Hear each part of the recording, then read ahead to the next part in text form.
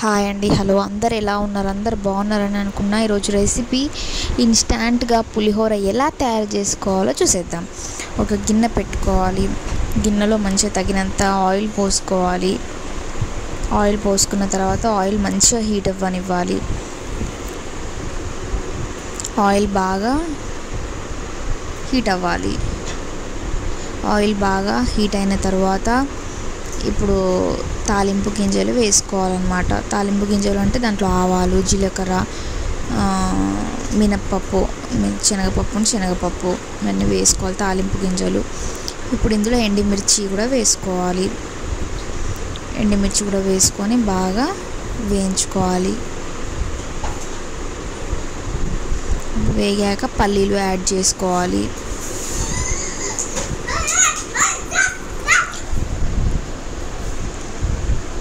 పల్లీలు కూడా బాగా వేయించుకోవాలి.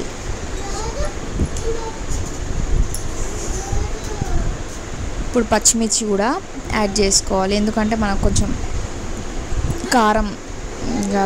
కారం యాడ్ కావాలి కాబట్టి పులిహోర మరీ పుల్లగా ఉండకూడదు. కొంచెం మనం పచ్చిమిర్చి, ఎండుమిర్చి ఇలా యాడ్ చేస్తే కొంచెం పులుపు అనేది తగ్గుతుంది అన్నమాట. వేసుకున్న తర్వాత ఇప్పుడు కరివేపాకు వేసుకున్నాం. కరివేపాకు వేసుకున్నాక ఇప్పుడు మంచిగా కలబెట్టుకోవాలి.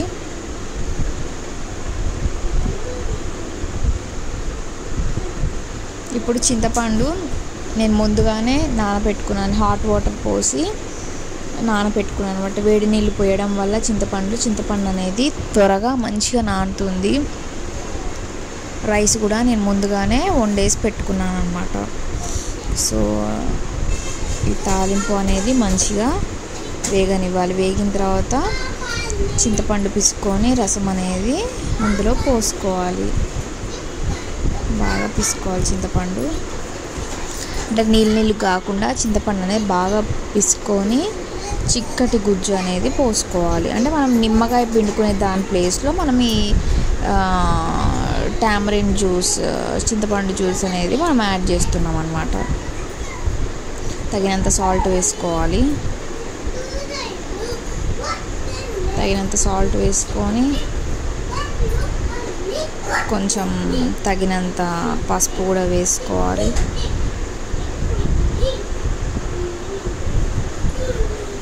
బాగా కలుపుకున్నాం కదా. కలుపుకున్నాక చింతపండు పులుసు అనేది పోసుకోవాలి. చింతపండు జ్యూస్, చిక్కటి చింతపండు జ్యూస్ ఇందులో పోసేసుకోవాలి. పోసుకొని బాగా కలుపుకోవాలి. కలుపుకొని ఇప్పుడు ఆ చింతపండు పులుసు అనేది దగ్గరికి అయ్యేంత వరకు మసల పెట్టాలి. చిక్కగా దగ్గరికి అయ్యేవానికి మసల పెట్టుకోవాలి.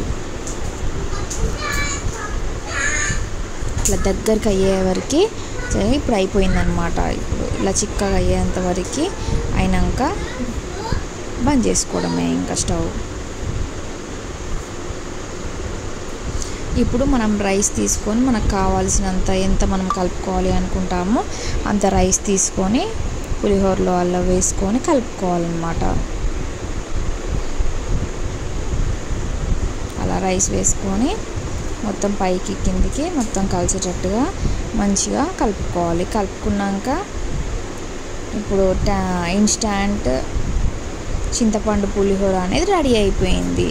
సో చాలా ఈజీగా ఉంటుంది. మీరు కూడా చేసుకోండి ఒకసారి. చాలా simple process. Thank you for watching this video.